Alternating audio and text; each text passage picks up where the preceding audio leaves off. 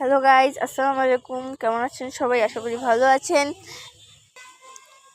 তো আজকে আপনাদের সাথে শেয়ার করব আমাদের বাড়ির পেছনের যে বাগান। আগের ভিডিওতে আপনাদের দেখিয়েছিলাম, তো তখন পানি এত দূর ছিল না, মানে তখন তো আগের ভিডিওতে আপনারা দেখেছিলেন নদীর পানি শুকিয়ে গেছিলো। আর এখন দেখেন কি অবস্থা, একদম ভোরে দেখেন কি অবস্থা। আর কিছু যদি বৃষ্টি হয়, বৃষ্টি না হতেই অবস্থা, বৃষ্টি হলে তো একদম এখানে চলে আসবে পানি।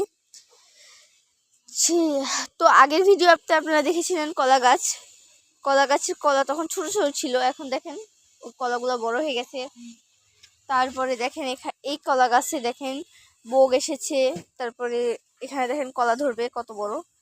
পেয়ারা দেখেন, পেয়ারা ধরছিল, আপনাকে আগের ভিডিওতে দেখাইছিলাম। দেখেন এগুলো কত বড় বড় হয়ে গেছে। আর এখানে আমার আম্মু গাছ লাগাই গেল মাত্রই, সিমের গাছ।